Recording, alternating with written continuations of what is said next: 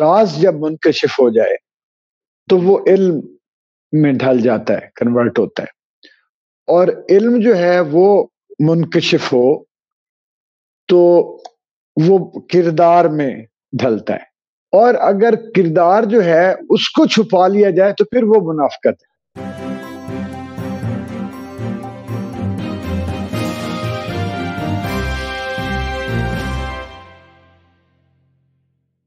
بسم اللہ الرحمن الرحیم۔ السلام علیکم دوستو، ویلکم ٹو ہمارا شو۔ آپ کی کور ٹیم آپ کے ساتھ حاضر، جس میں شامل سعید عثمان احمد، بشرا اقبال حسین اور عمیر خان۔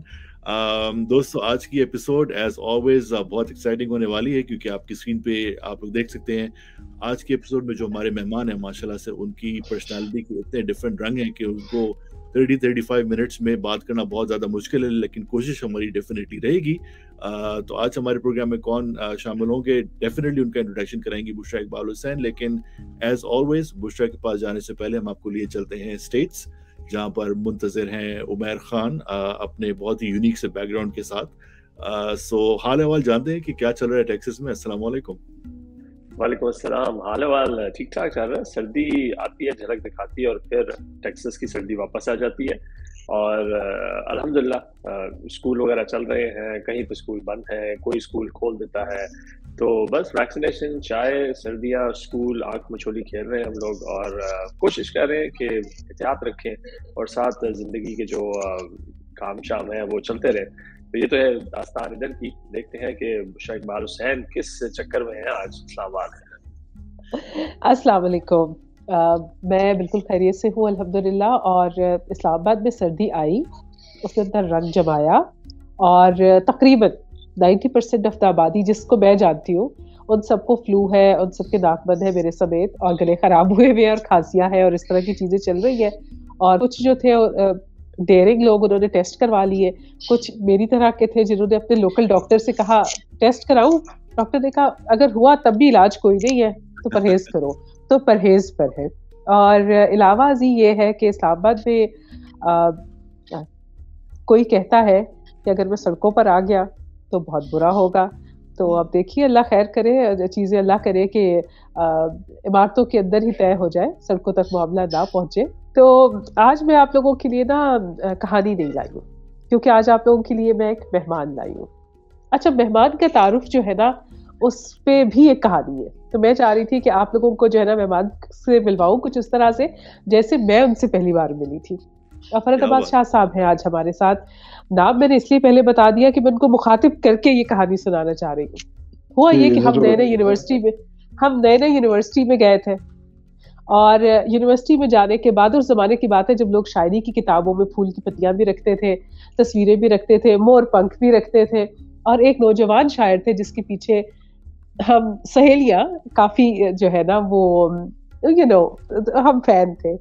تو ہوا یہ کہ پنجاب یونیورسٹی میں کتاب میلہ لگا، اور اس میں آخر کار ہماری ان سے ہو گئی ملاقات، اور اس ملاقات کا حال جو ہے وہ کچھ ایسا تھا کہ اب ہم مطلب ظاہر ہے کہ اب نئے آپ یونیورسٹی میں گئے ہیں، شائع بھی ہیں، سوال پوچھنا بھی چاہتے ہیں، ملنا بھی چاہتے ہیں، ساتھ تصویر لینا بھی چاہتے ہیں، اور ڈر بھی رہے ہیں، جھجک بھی رہے ہیں، اور ایک شرم بھی مانے آ رہی ہے، اور مطلب آڑے آ رہی ہیں کچھ چیزیں، لیکن وہ اتنی پلیزنٹ پرسنالٹی تھے، اور انہوں نے اتنے اچھے طریقے سے ہمیں مطلب ہمارے ساتھ تصویر بھی کھنچوائی۔ میرے پاس ابھی بھی وہ کئی تصویر موجود ہے، اچھا، تصویر بھی کھنچوائی، اور اپنی کتاب جو ہماری ایک دوست نے خریدی وہ مجھے بھی یاد ہے کہ اس پر انہوں نے کچھ لکھ کر بھی ہمیں دیا۔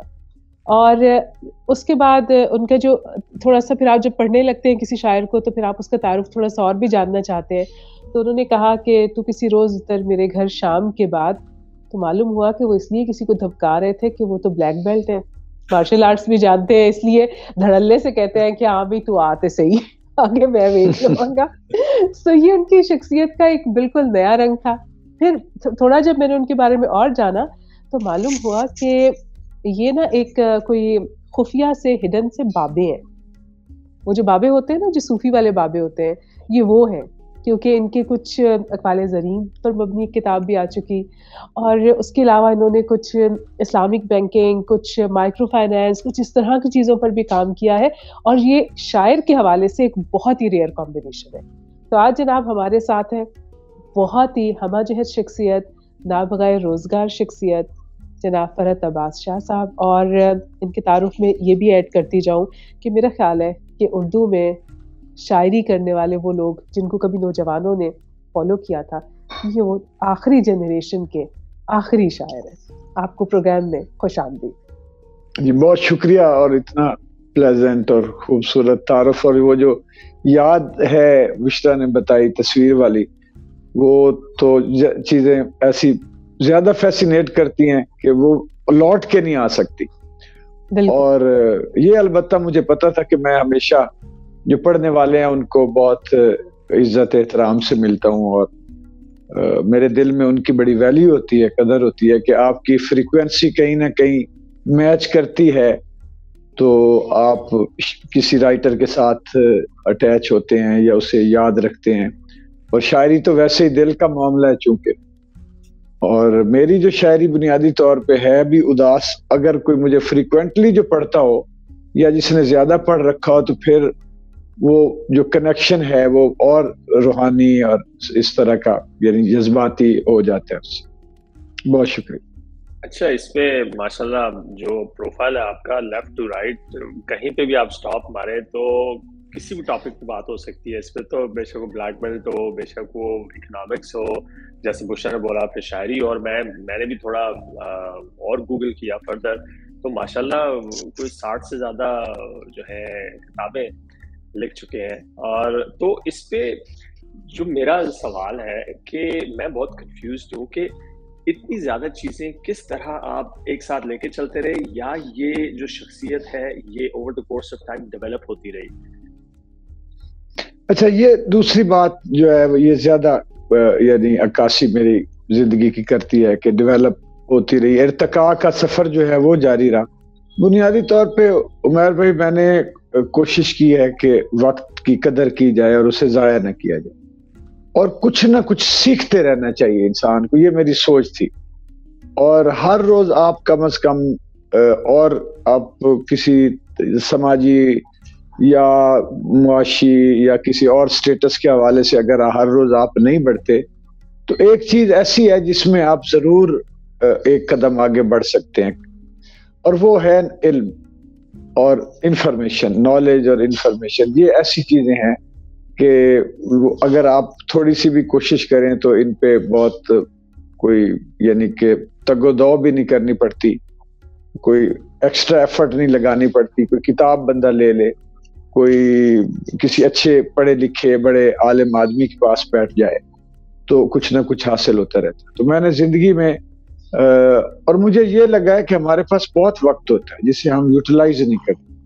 اور زندگی جو ہے یہ ایکچولی تو ٹائم ہی ہے، جو ہماری زندگی ہے یہ وقت ہے، اور جس کو ہم سپینڈ کر لیں تو اس کا کچھ نہ کچھ ہمیں مل جاتا ہے. اور اگر ہم اس کو بچا لیں تو یہ پیسوں کی طرح پھر کارآمد نہیں رہتے بلکہ وقت ناکارہ ہو جاتا ہے اگر وہ اس کو خرچ نہ کیا جائے. یہ خرچ کرنے سے فائدہ دیتا ہے، بڑھتا ہے.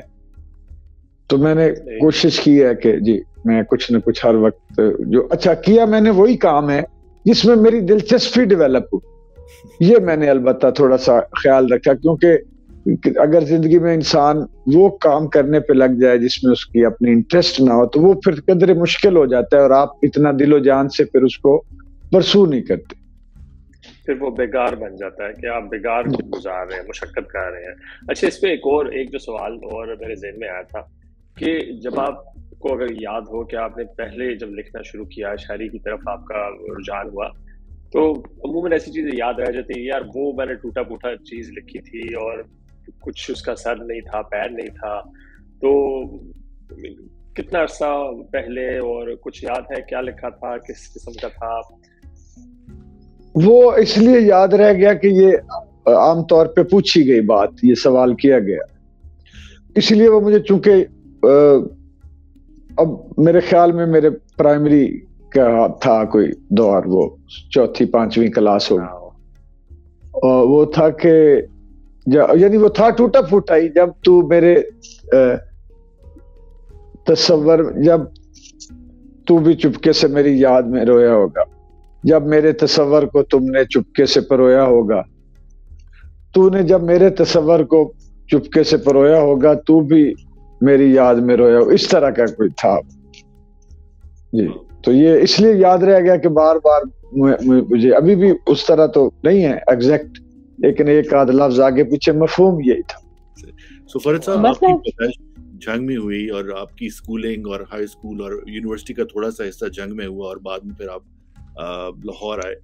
تو جس عمر میں آپ نے شاعری شروع کی اس عمر میں تو نارملی لوگ گلیوں میں جا کے کرکٹ وغیرہ کھیلتے ہیں یا گلی ڈنڈا ہوتا ہے یا اس قسم کی چیزیں ہو رہی ہوتی ہیں. تو شاعری ہی کیوں اور شاعری کی طرف آپ کا انٹرسٹ کس طرح سے ڈیولپ ہوا؟ ایک تو کتابیں پڑھنے کا شوق تو بچپن سے ہو گیا تھا. والد صاحب نے مجھے وہ چھوٹے چھوٹے ناول ہوتے تھے، چھوٹی چھوٹی کہانیاں، جی اور وہ بالکل کوئی 20 صفحے کی بھی ہوتا تھا کوئی کتاب، کوئی 50 صفحے کی، کوئی اس طرح کی. وہ میں ارلی چائلڈہڈ سے میں نے شروع کر دی تھی کتابیں. اس کے بعد یہ شاعری کے جراثیم تھے. مثلا مجھے یاد ہے کہ کہیں کسی کو کوئی کھیلتے ہوئے دیکھا تو اس پہ کوئی مصرع لگا دیا ٹوٹا پھوٹا، کچھ لوگوں کو شرارتیں کرتے ہوئے دیکھا تو ان پہ لگا دیا. تو اس طرح کی جو ہے نا وہ اندر سے میرے چیز نکلتی رہتی تھی. پھر میں ایک چونکہ اکیلا بچہ تھا ماں باپ کا، تو گھر میں ایک احساس تنہائی اور پھر اس طرح کی کچھ چیزیں تھی جن کی وجہ سے میں سینسٹیو بھی رہا اور بچپن سے ہی تھا. تو وہ 9th کلاس میں مجھے یاد ہے کہ پھر میں نے اس کو باقاعدہ، ہم 2-3 دوست تھے وہ جو آپس میں بیٹھے اور ایک جو ہم سے سینئر تھے ان سے رہنمائی بھی لینی شروع کی. وہ بتاتے تھے اوزان اور بہور کے بارے میں، جو تلفظ کے بارے میں. انہوں نے پھر یہ بھی بتایا کہ جدید شاعری کرنی چاہیے اور ان لوگوں کو، شکیب کو پڑھنا چاہیے، مجید امجد کو پڑھنا چاہیے. یہ انہوں نے 9th کلاس سے پھر ان کی اسٹڈی شروع کی. اس سے پہلے بھی شاید کوئی پڑھی ہو ظاہر ہے کتابیں کچھ، بلکہ مجھے یاد ہے کہ میں نے کچھ کتابیں، اب نام تو نہیں یاد، لیکن شاعری کی کتابیں گھر میں تھیں تو وہ پڑھی. اچھا، اس پہ سوال ایک مطلب میرا دل چاہتا ہے کہ یہ سوال میں پوچھوں، اور یہ سوال میں اور بھی بہت لوگوں سے پوچھنا چاہتی ہوں. ہمارے ہاں ایک جو میری انڈرسٹینڈنگ ہے لٹریچر پر، ایک ابھی آپ نے شکیب کا نام لیا، آپ نے مجید کا نام لیا، لیکن ہمارے ہاں ایک کامن سینس جو ہوتی ہے یا کامنلی جو کہا جاتا ہے وہ یہ ہے کہ اگر کسی کو اپنے پڑھنا ہے تو وہ کچھ ایلیٹ اشرافیہ ہے کچھ لٹریچر کی بھی، کہ ان کو پڑھ لیجئے بس، یا ان کو کوٹ کر لیجئے. ہم نے کیوں وہ کلچر نہیں؟ جی پلیز. جی میں آپ کا سوال سمجھ گیا ہوں. ایک تو کلاسکس جو ہیں وہ بھی میرے نظر میں تو ایلیٹ اصل میں وہ ہیں جو، اگر آپ ان کو ایک ایلیٹ اس زمرے میں آپ لیں کہ بڑے نام جو ہیں، اور اگر یہ جو فیشن کے طور پہ لیا جائے کہ کچھ لوگوں کا نام لوگ فیشن کے طور پہ لیتے ہیں، تو ایکچولی جو اصل جو ریڈر ہے، جینون ریڈر، وہ جینون تخلیق کار کو ہی پڑھتا ہے، جینون شاعر، ادیب، رائٹر کو ہی پڑھتا ہے. اس کے نزدیک پھر وہ نام، اس کو تو کوئی چیز اچھی لگنی ہے تو اس نے اس کے ساتھ جڑنا ہے، اچھی نہیں لگنی. مجھے یاد ہے میں نے کچھ شاعروں کو، ہمارے ہاں جھنگ میں ڈسٹرکٹ کونسل کی لائبریری نئی کھلی تو وہاں پھر کتابیں وافر مقدار میں آئیں، اور وہاں میں نے جا کے بہت سارے بڑے نام تھے ان کو میں نے پڑھا تو وہ مجھے انہوں نے ساتھ پکڑا ہی نہیں.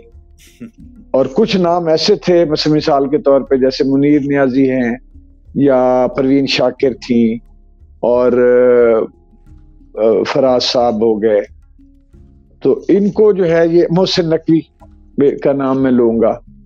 اور پھر یعنی یہ وہ شعراء تھے جو واقعی گرفت میں لے لیتے تھے اور ان کو دل چاہتا تھا مزید پڑھا جائے. پھر سلیم کوثر صاحب جو کراچی میں، اللہ تعالیٰ ان کو صحت و سلامتی عطا کرے، یہ پھر آگے جیسے FA BA میں MMA میں پھر سارے ان لوگوں کو جو اس وقت موجود تھے بڑے نام، اور جو عبید اللہ علیم تھے، یعنی یہ مجھے جو پسندیدہ شاعر جو میرے ہیں ان کا نام میں گنوا.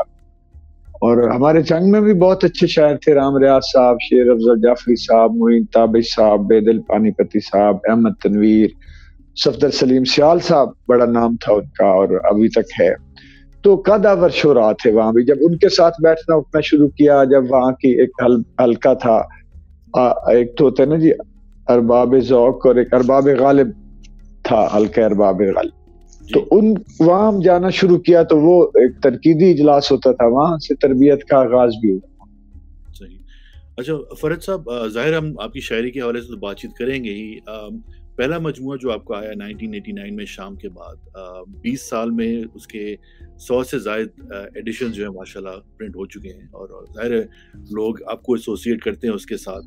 1990 میں ہمیں پتہ چلا کہ آپ کی ایک اور پرسنالٹی کا رنگ جو سامنے آیا وہ ایز اے ننجا آیا, کہ آپ نے ایک ورلڈ ریکارڈ توڑا ہے جہاں پہ آپ نے برف کے 10 یا 12 بلاکس جو ہیں وہ آپ نے, وہ ایک ورلڈ ریکارڈ ہے اور وہ ابھی تک شاید قائم ہے اگر میں غلطی پر نہیں ہوں. تو شاعری سے ننجا کا سفر, یہ کیا کس طرح سے ٹرانزیشن ہوئی یا کس طرح سے آپ کو شوق ڈیولپ ہوا اس کا؟ اچھا, یہ ٹرانزیشن تو نہیں ہوئی, سائملٹینیسلی چلتے رہے دونوں ساتھ. صحیح. یعنی شروع سے ہی, بچپن سے ہی جو ہے, جب شاعری کے جراثیم تھے تو کھیلتے کودنے میں تو سارے بچے ہی گیمز کرنا چاہتے ہیں. تو میں چونکہ کمزور تھا فزیکلی, پھر وہ جو کہانیاں پڑھتا تھا, کچھ کہانیوں میں پڑھا کہ اس طرح کا آرٹ بھی ہے, کوئی ڈائجسٹوں میں کچھ کہانیاں پڑھی, چائنیز مارشل آرٹ کے بارے میں پڑھا, تو اس سے پھر شوق اجاگر ہوا ان ناولز وغیرہ سے. بچپن میں جو 7ویں 8ویں کلاس میں بندہ شروع کر دیتا ہے. تو اس کے علاوہ پھر میں نے وہاں پہ جب یعنی کوئی نہیں ملا تو میں نے اکھاڑے میں جانا شروع کیا کشتی کے لیے. پھر کوئی باکسنگ کے مجھے کوئی ٹیچر نظر آئے تو ان سے باکسنگ شروع کی. پھر کوئی کسی کا پتہ چلا کہ کوئی آرمی میں رہے ہیں, کمانڈو ہیں, ان کو کوئی بنیادی مارشل آرٹ آتا ہے. پھر میں اشرف تائی صاحب کے پاس گیا تو باقاعدہ پھر میں نے وہاں کراچی میں جو ہے اس کو سٹارٹ کیا. صحیح. سو آلموسٹ آپ کے ظاہر شاگرد بھی رہے ہیں, اور جہاں تک میں نے پڑھا ہے کہ ماشاءاللہ 4 لاکھ سے زائد آپ کے شاگرد جو ہیں اس فیلڈ میں وہ پاکستان میں موجود ہیں. میں کچھ بات کرنا چاہوں گا اور جوڑنا چاہوں گا مارشل آرٹس کو رمضان کے ساتھ, کیونکہ ارے مارشل آرٹس آپ کو ڈسپلن سکھاتا ہے, آپ کو سیلف ڈیفینس اوبیسلی دیتا ہے, اور جو سچویشن ہماری ماشاءاللہ رمضان میں رہتی ہے کہ ہم تو پکوڑوں اور سموسوں پہ جو ہے وہ لڑنا شروع ہو جاتے ہیں. تو کچھ بتانا چاہیں گے کہ یہ جو ایک ڈسپلن سکھاتا ہے اسپورٹ یا اس قسم کی فزیکل ایکٹیویٹی, اس کو ہم اپنی پرسنل زندگی میں کس طرح سے استعمال کر سکتے ہیں؟ یہ بہت ہی خوبصورت سوال ہے اور میں اس کا جواب بھی دینا چاہتا ہوں کہ ایکچولی جو مارشل آرٹسٹ ہوتا ہے, جو ایک ماسٹر لیول پہ پہنچ جاتا ہے, تو میری اپنی فیلنگز, میرے اساتذہ کی فیلنگز, میرے سینئرز کی, وہ یہ ہوتی ہیں کہ اس کو کسی کے ساتھ لڑنا جھگڑنا جو ہے وہ باقاعدہ اپنے وقار کے منافی لگتا ہے کہ وہ کسی عام آدمی کے ساتھ ایک ایکسپرٹ ہو کے, چاہے کوئی زیادتی بھی کر رہا ہے, چاہے کوئی اس اشتعال میں بھی آ گیا ہے, الجھنا بھی چاہتا ہے, کوئی کسی نے کبھی گریبان پکڑ لیا یا دھکا بھی دے دیا ہے, تو اسٹوڈنٹ لائف میں تو اس طرح کی چیزیں, لیکن وہ اندر سے اتنا میچیور ہو جاتا ہے انسان کہ اس کو لگتا ہے کہ یہ اب اس کو تو پتہ کچھ نہیں, ایک بالکل ہی وہ لگ رہا ہوتا ہے کہ جیسے کوئی کبوتر بلی ہے, کمزور سا بندہ ہے. تو وہ پھر لگتا ہے کہ یہ میرے وقار کے خلاف ہے کہ میں ایک ایکسپرٹ ہوتے ہوئے ایک ایسے آدمی سے میں فزیکل ہو جاؤں, جسے جو مقصد یہ ہے کہ اس کو تو نہیں آتا, کوئی عام آدمی ہے. اور دوسرا پھر میرے اندر یہ بھی رہتا تھا کہ میرے سے کسی کو نقصان نہ ہو, کہ اس کے والدین, اس کی ماں, اس کی بہنیں, والد, بھائی, ان کے دل میں میرے لیے بد دعا ان کے لبوں سے ہونٹوں سے نکلے, یا دل میں میرے لیے نفرت کا پہلو کوئی اجاگر ہو. یہ میں بالکل نیچرل خوف اپنے بتا رہا ہوں جو میرے اندر تھے. تو یہ چیز بھی ایسی تھی کہ میں بہت کم میں فزیکل ہوا. ایک آدھ جگہ پہ جہاں کوئی ضرورت پڑ گئی تو وہ پھر کیا بھی, وہ استعمال کام بھی آیا. لیکن ذہنی طور پہ میں یہ سمجھتا ہوں کہ جتنا مارشل آرٹ ہمارا ڈسپلن خاص طور پہ انسان کو کانفیڈنس دیتا ہے, اس میں صبر اور برداشت پیدا کرتا ہے, اور ٹالرنس میں جتنا اضافہ ہوتا ہے, اصل تربیت وہ ہے. جو یہ بھی جیسے بشرا نے کہا صوفیزم کا, تو یہ بھی صوفیزم ہی ہے مارشل آرٹ, اگر صحیح سلیقے کرینے سے اچھے اساتذہ سے کیا جائے. تو آپ نے جیسے رمضان کی بات کی, تو یہ بھی بھوکا رہنا بھی سکھاتا ہے, یہ آپ کو کسی کی سخت سے سخت بات کو सह जाना भी सिखाता है, रिएक्ट ना करना भी सिखाता है, और टैक्टफुल तो फिर ये खास तौर पे निंजेत्सु जो है तो टैक्टफुल तो ये है ही, इसे पता होता है कि किस जगह अब जरूरत है तो किस तरह उसको सिचुएशन को हैंडल करना है। मैं इसको जोड़ना चाहूंगी दोबारा से अदब के साथ कि एक शख्स जो अदीब है, शायर है, लिखारी है, मार्शल आर्ट्स का माहिर है, सूफी है, अदब तशद्दुद पर यकीन रखता है, वो जब देखता है कि उसका ड्यू उसको नहीं मिला, जब वो देखता है कि बहुत सारी जगहों पर ऐसे लोग जो नाअहल थे वो प्रमोट हो गए, वो फ्रंट लाइन पर आ गए, तो उस पर वो किस तरह से रिएक्ट करता है, फिर वो कैसे अपने अंदर को तसल्ली देता है और कैसे फिर वो बाहर उसकी क्या चीज आती है? अंदर तो देखे मेरा ख्याल है कि जो भी साहिब इदराक लोग हैं या जो सही मानों में दानिश्वर है, सही मानों में जो शायर अदीब है, वो साहिब इदराक ही होता है, वरना जो सिर्फ फैशन के तौर पे या शौकिया शोरा हैं वो फिर उस कैटेगरी में आते नहीं। और साहिब इदराक को पता होता है कि इंसानी तारीख जो है वो हमेशा से बहुत कम अहद ऐसे गुजरे होंगे जिनमें समाजी इंसाफ आम आदमी को मिलता है, वरना ज्यादातर असर व रसूख और कबाइल और पैसा और ऐसी चीजें होती। तो अंदर से तो वो तसल्ली एक चीज ये दे रही होती है, और दूसरी उसका काम उसको सेटिस्फेक्शन देता है कि मेरा काम जो है उसकी कोई वर्थ है या वैल्यू है या ओरिजिनल क्रिएटिव वर्क में कर रहा हूँ या मुझसे हुआ है, ये बहुत तसल्ली देती है ये बात। और रिएक्ट वो मैं अपनी जात की बात करता हूँ, मैंने मेरे ख्याल में मेरे बारे में जो एक तसर फैलाया तो खैर बहुत खराब भी गया, लेकिन जो एक आम तसर ये है कि मैं एक बोल्ड शायर और अदीब हूँ, और मैं हक और सच कहने में जो है वो कहीं मैं झिझकता नहीं, बरमला कह देता हूँ। तो मैंने तो रिएक्ट ऐसे किया कि मैंने लोगों के नाम ले लेके बताया कि आप तो इस बात के, ये जो साहब जिस सीट पे बैठे हैं या ये अवार्ड इन्होंने ले लिया है, ये तो उनको मिलना चाहिए था, ये इनका हक तो नहीं बनता। या कुछ लोग जो शायर अदीब बन के जिन्होंने सरकारी सतह पे या सोसाइटी में मफादात उठाए, जो शायर अदीब उस तरह नहीं थे, तो मैंने लिखता भी हूँ और बोल भी लेता हूँ, तो मैं तो इस तरह रिएक्ट करता हूँ।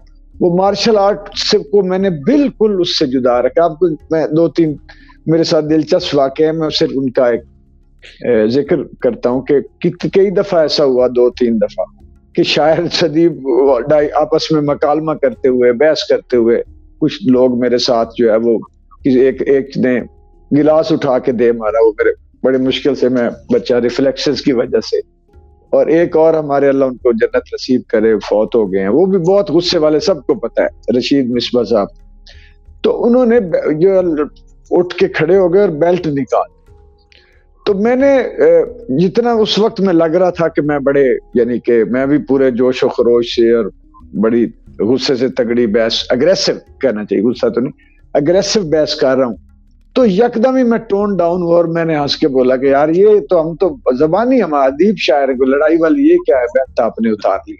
तो उसको भी थोड़ा सा ये हुआ कि वो झिझके और उसको एहसास हो गया कि ये बात ठीक है। मैंने कहा यार ये तो कोई अच्छी बात नहीं ना कि आप मुझे मारना शुरू कर दें या मैं आपसे उलझूं और हाथापाई, हम तो शायर लोग हैं। तो कभी मेरा ऐसा कोई वाकया एक भी ऐसा मौजूद नहीं। जैसे मैं यानी शायरों के भी लत्ते लेता रहता हूँ और उनकी मैं उन पे काफी मैं प्रैक्टिस करता हूँ, बहुत सारे शुरा जो जिनका नाम भी बड़ा बना हुआ है, लेकिन हम कभी कोई नहीं कह सकता कि कभी खवातीन के साथ मैंने कोई इस तरह का सख्त मुकालमा या कोई एतराजात या जो कुछ शायरों के साथ मैं जो करता हूँ इस तरह का कोई कभी मैंने नहीं किया। हर आदमी की अपनी एथिक्स होती हैं, बल्कि पॉलिटिक्स में भी मैंने जो है वो खवातीन को मैं एहतराम और इज्जत देता हूँ कि मैं कभी उनको ज़ेर बहस सी लाना जो है वो कम से कम नेगेटिवली तो मैं नहीं लाता। अच्छा, एक और चीज़ जो तज़किरा भी हुआ इंट्रोडक्शन में, फर्स्ट फाउंडेशन और आपकी माइक्रो फाइनेंस का जो आपने काम किया है, तो उसके बारे में ज़रा आगाही के وہ سفر کیسے شروع ہوا اور کہ کہاں تک پہنچا، کس طرح چل رہا ہے؟ میں ریڈیو پہ ایک پروگرام کرتا تھا، شاید عثمان کو یاد ہو، وریام شو کے نام سے تھا، FM 103 پر. بالکل. اور وہ بہت پاپولر تھا کہ جو ایکسپرٹس تھے ان کا کہنا تھا کہ یہ شاید ریڈیو کی ہسٹری میں اتنا پاپولر پروگرام کوئی نہیں، یعنی اس کو کریکٹر بیس تھا. وہ یعنی ایک عام آدمی جو ریڈی والا ہے نا، جو گدھا گاڑی چلا رہا ہے، وہ بھی اتنے ہی شوق سے سن رہا ہے جتنے شوق سے علی ظفر جو ہمارے سنگر ہیں پیارے، ہمارے وہ چھوٹے بھائی بھی ہیں میرے تو، اور ان کے والد صاحب جتنے شوق سے، وہ بہت، ان کے ظفر صاحب میں بہت بڑے اسکالر ہیں، بڑے وہ آرٹسٹ ہیں، اور Punjab university fine art department سے وہ ریٹائر بھی ہوئے. تو یعنی میں ان کو اس لیے کوٹ کر رہا ہوں کہ اتنا پڑھا لکھا اور اتنا ایک کریٹیو اور کیلیبر کا اسکالرلی ایک آدمی بھی اتنے ہی شوق سے سنتا ہے. تو وہ ایک اس طرح کا پروگرام تھا.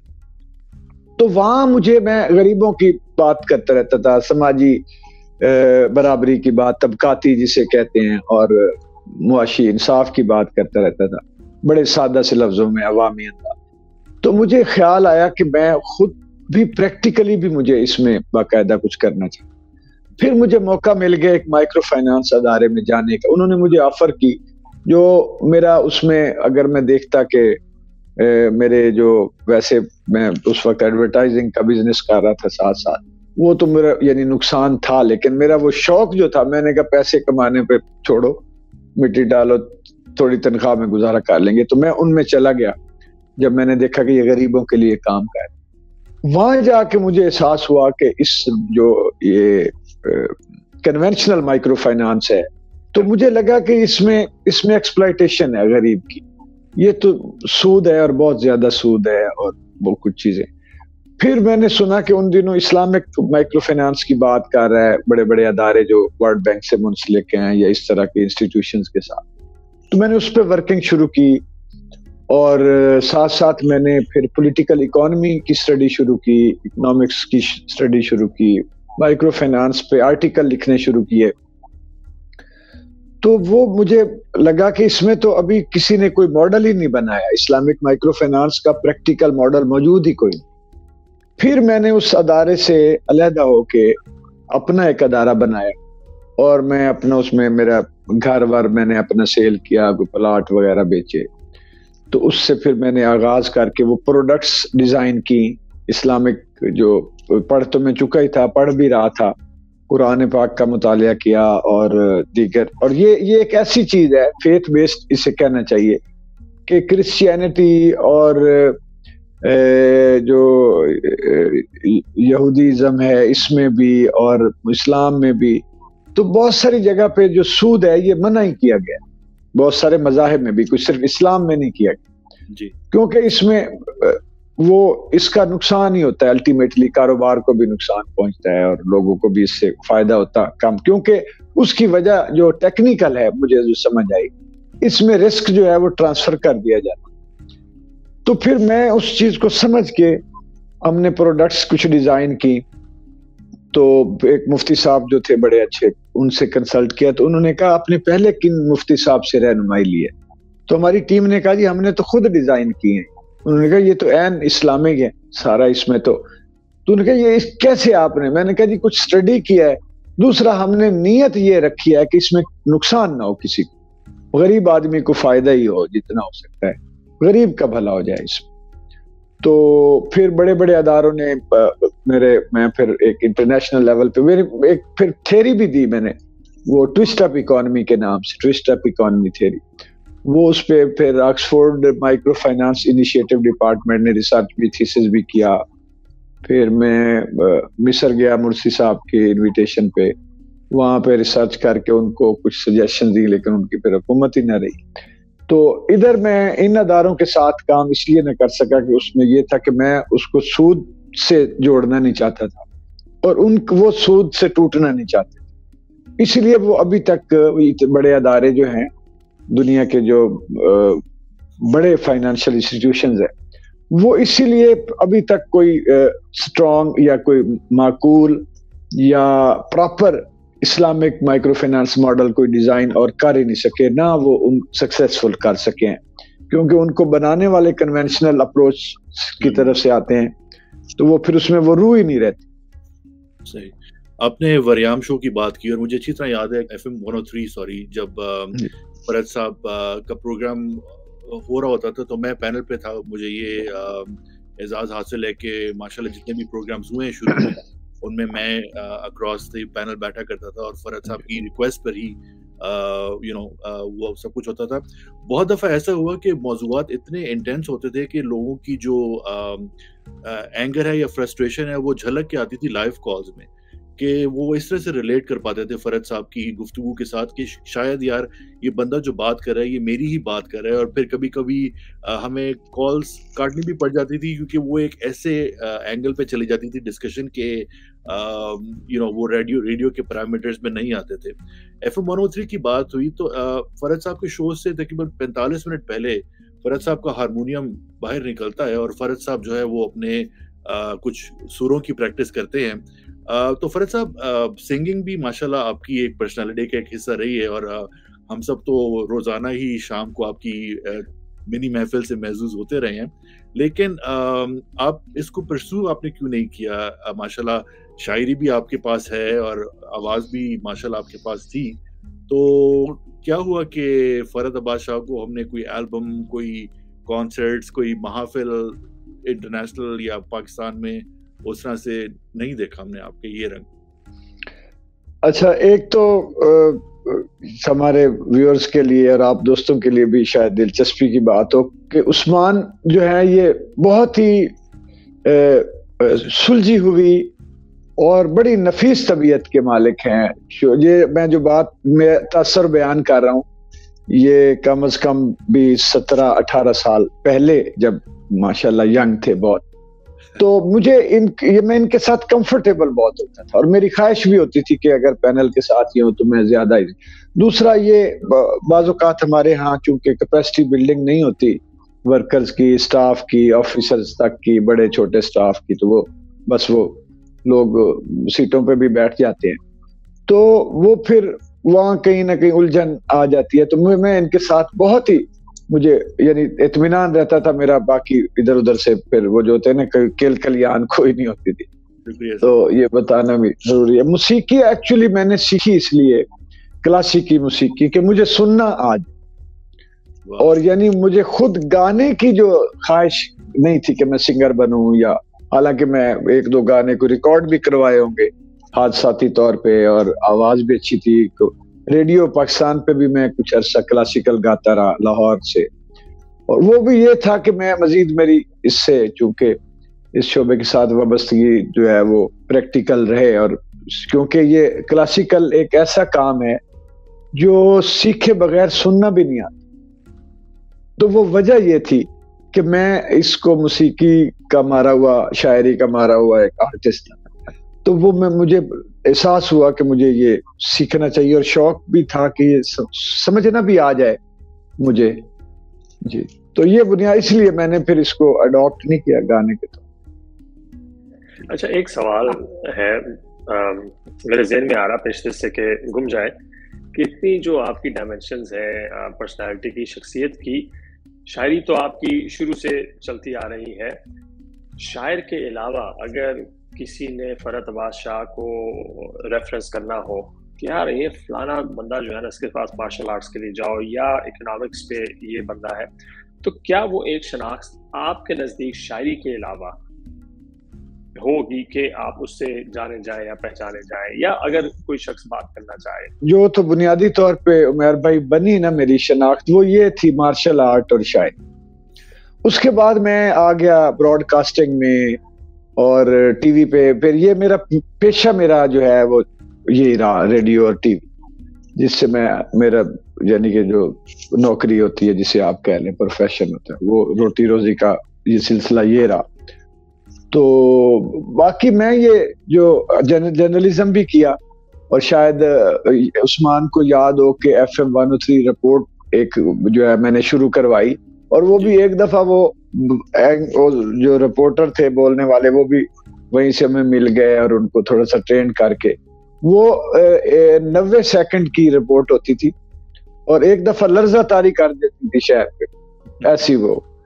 اور پھر یعنی اس میں بھی سچائی کو پھر وہ میں یہ چاہتا ہوں کہ ایک جو میرے دل میں ایک تڑپ ہے کہ خیر جو ہے ہمارے معاشرے میں, دنیا میں, محبت, پیار, امن, ان چیزوں کی کم از کم تلقین جو ہے وہ ہوتی رہنی چاہیے اور ترغیب دینی چاہیے ایک دوسرے کو.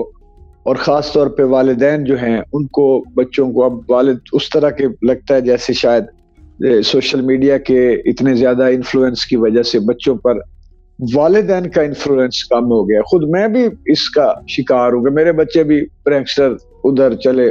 تو جب میں نے اپنی زندگی سے, اپنی ناکامیوں سے, اپنی مس مینجمنٹ سے, اپنی ٹھوکروں سے جو میں نے سیکھا ہے, وہ میں چاہتا ہوں کہ کچھ لوگ ٹھوکروں کے بغیر میرے پہ اعتبار کر لیں اور کچھ سمجھ جائیں, سیکھ لیں. اور چیزوں کو منصفانہ ہونا چاہیے معاشرے کو.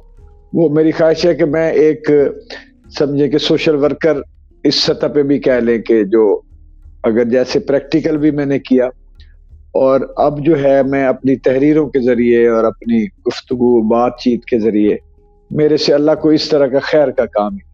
آپ نے شاعری سے شروعات کی, جس کو زمانہ قدیم کا میڈیا اگر کہا جائے تو غلط نہیں ہوگا, کیونکہ شاعری جو ہے وہ اس پہ تاریخ بھی تھی. شاعری میں جو خبر کسی کو پہنچانا ہوتی تھی وہ بھی ایک طریقہ تھا, لوگوں سے کانٹیکٹ کرنے کا یا بات کرنے کا ایک ذریعہ تھی. اور قدیم ترین اس ذریعے سے آپ نے آغاز کیا, اور اس کے بعد پھر آپ نے جدید دور کے جو تقاضے تھے, جو جدید دور کی ٹیکنالوجی تھی, ان سب کو بھی استعمال کیا, ریڈیو کیا, ٹیلی ویژن کیا, اب آپ سوشل میڈیا بھی استعمال کر رہے ہیں. کیا لگتا ہے آپ کو, ہم جو بات کہہ رہے ہیں وہ پہنچ رہی ہے؟ کیوں نہیں ہوتا کہ سوشل میڈیا پہ وہ ویڈیوز جو ہے وہ وائرل کیوں نہیں ہوتی, کہ جس میں ٹریفک کی تربیت ہو بچوں کو یا کوئی نہ کوئی میسج ہو, وہ کیوں نہیں ہوتی وائرل؟ ہونی چاہیے ان کو بھی.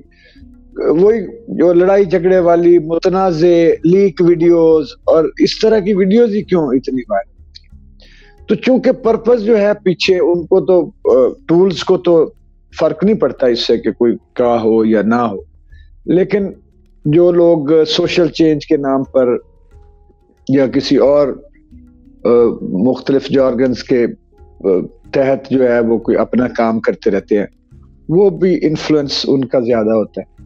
تو میں نے اس لیے یہ چن لیا کہ اس کے ذریعے جو ہے, ظاہر ہے کہ اب یہ مجھے تھوڑا سا پہلے سے بہت سارے لوگوں میں جو پہلے لوگ تھے ان میں میں بھی ہوں گا کہ جس نے اس کی اہمیت کو محسوس کر لیا تھا کہ یہ سیٹلائٹ میڈیا کو ریپلیس کر دے گا. اور پھر ہم نے جو 2016 میں باقاعدہ Lahore T V, the first Pakistan first social media T V کے نام سے ہم نے شروع کیا. اس وقت تو لوگ کچھ ہنس بھی پڑے, ایک پیج بنا کے بیٹھ گئے ہیں جی اس کو ٹی وی کہہ رہے ہیں. تو جی, لیکن وہ اب اس کے بعد آپ دیکھ لیں کہ وہ ٹی وی چینل بھی اب سوشل میڈیا پہ ہی دیکھے جاتے ہیں. بالکل. اور پھر اس میں وہ جو پرینکس والا کام ہے, وہ میں صرف شامیر کی جو ایک اسے میں کہتا تھا کہ یار یہ تھوڑا ایتھکس کا خیال کر لیا کرو, خواتین کے ساتھ نہ کرو, بزرگوں کے ساتھ, بچوں کو نہ کرو, اور اس میں زبان اور ذرا کوئی مقصد ہے کہ کوئی جیسے بدتمیزی نہ ہو, جس میں غیر شائستگی نہ ہو, وہ اس طرح کی. اس سے میری باتیں سمجھ نہیں آتی. اگر وہ کہتا تھا کہ آپ کو پتہ ہی نہیں, آپ پرانے آدمی ہیں, اب تو پتہ نہیں کیا کچھ ہو رہا ہے, اب تو پتہ نہیں کیا کچھ ہو رہا ہے, آپ کو پتہ ہی نہیں ہے. تو میں نے ایک دو بار اس سے کہا کہ یار مجھے چیلنج تو نہ کرنا, تو اس طرح نہ کر, تو یہ نہ ہو کہ میں مجھے شروع کر کے تجھے دکھا دوں. صحیح. تو وہ بچہ تھا چھوٹا اس وقت, تو اس کی ایج ہی کوئی نہیں تھی, ابھی بھی 22 سال کا ہے, 23 کا ہو گیا ہوگا. تو وہ پھر میں نے ایک دفعہ اسی طرف سے تنگ آ کے میں نے وہ بالکل وہ جو وریام میرا جو ریڈیو والا تھا کریکٹر, اس کے بالکل 90 ڈگری میں نے مختلف ایک کریکٹر جو ہے وہ کنسیو کیا علامہ کا اور جنا کیب کے ساتھ, اور نستعلیق لکھنوی اردو اپنائی میں نے. وہ تھا جنگ کی زبان میں جنگلی پنجابی, جنگل کی زبان, اور یہ جو تھی یہ بالکل ایک نستعلیق اردو کردار تھا. تو وہ بغیر گالیوں کے میرے وہ پرینکس ہٹ بھی ہوئے, اور ان میں فیملی پرینکس کے طور پہ لوگوں نے ان کو سراہا کہ ہم فیملی میں بچوں میں بیٹیوں میں گھر میں بیٹھ کے دیکھ سکتے ہیں. اور پھر میں نے کچھ میسج کے ایک تو اردو زبان کی اس میں میرے یہ تھا کہ بچوں کو جب اردو اب کم آتی ہے تو اسی دلچسپی میں تھوڑا سا اردو کے ساتھ بھی وابستہ ہوں گے. اور دوسرا یہ ہے کہ کوئی نہ کوئی میسج بھی میں ان کو ساتھ دیتا. بہترین. عمیر؟ میں تو بس سن رہا ہوں اور میں یہی سوچ رہا تھا کہ ہم لوگ اتنے لوگوں کو دیکھتے ہیں ادھر ویسٹ میں دیکھ لیا, پاکستان سے باہر اتنے لوگوں کو دیکھتے ہیں کہ یار یہ شخص نے یہ کام بھی کیا, یہ کام بھی کیا, یہ کام بھی کیا, مگر ہم اپنے ملک میں نہیں دیکھتے کہ یار ایک شخص جس نے شاعری بھی کی ہے, ورلڈ ریکارڈ 1990 میں بنایا تھا جو آج تک قائم ہے, ٹھیک ہے, اتنے لوگوں کو پڑھایا, سکھایا, اکنامکس میں کام کیا, شاعری میں کام کیا, جو ریڈیو شو, ٹی وی شو. تو اس طرح میں تو صرف سیکھ ہی رہا ہوں پچھلے 40 منٹ سے 48 منٹ سے, اور صرف آپ کی باتیں سن کے میرے ذہن میں ایک دو اور آئیڈیاز آ گئے.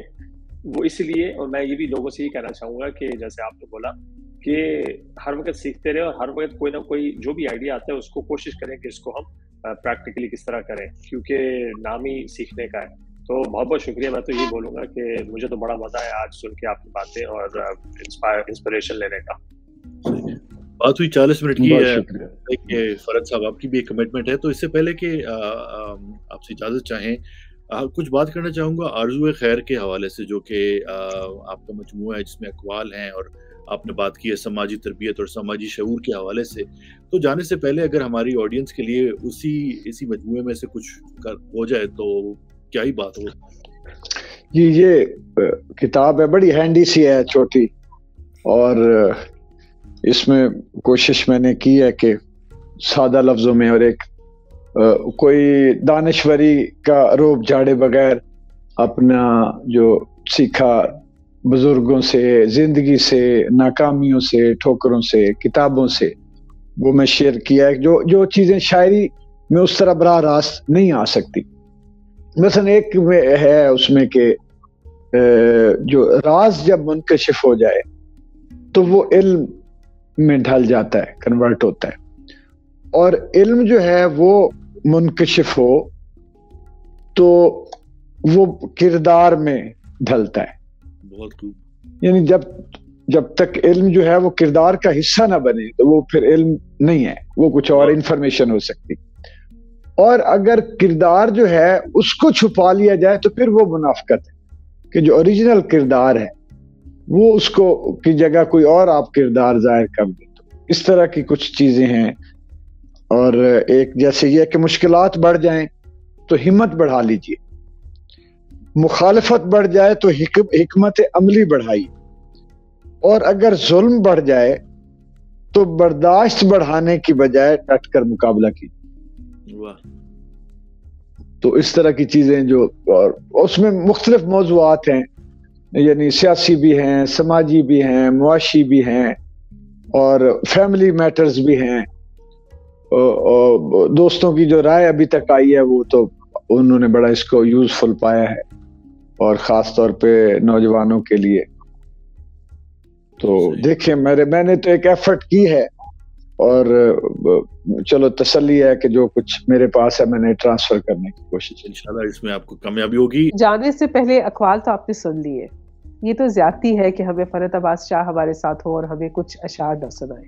تو شاہ صاحب کچھ عطا کیجئے. جی, میں ایک جو غزل آج کل ہے تو تازہ ہی, شام کے بعد تو سنا کے تھک گیا ہوں, تو میں ایک غزل جو ہے وہ تازہ غزل میں آپ کے پروگرام کے لیے خاص طور پہ نئی ابھی شیئر ہوئی ہے.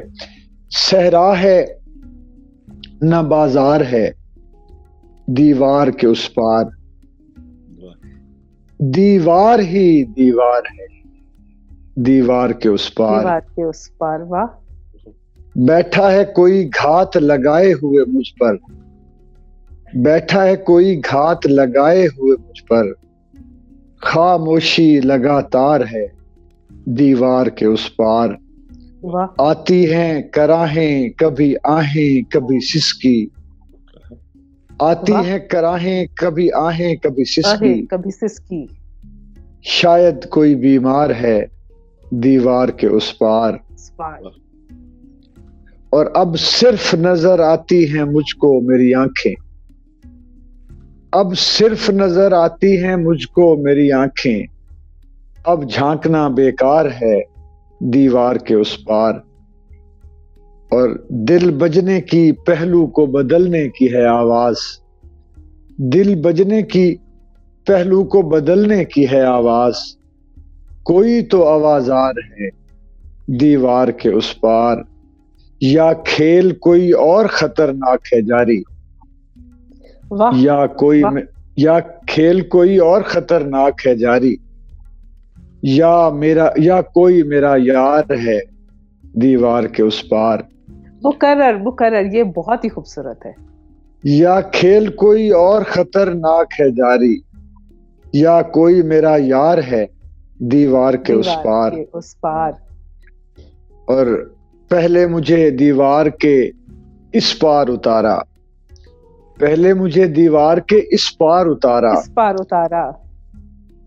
اب میرا طلبگار ہے دیوار کے اس پار، اور تنہا میں نکل پڑنے کو اٹھ بیٹھا ہوں فرحت، تنہا میں نکل پڑنے کو اٹھ بیٹھا ہوں فرحت، لشکر کوئی تیار ہے دیوار کے اس پار، کیا کہنے، صحرا ہے نہ بازار ہے دیوار کے اس پار۔ سبحان اللہ، سبحان اللہ، بہت بہت مشکور آپ نے ٹائم نکالا، اور ہم نے آج آپ سب نے، ہماری آڈینس نے اور ہم سب نے آپ سے بہت کچھ سیکھا۔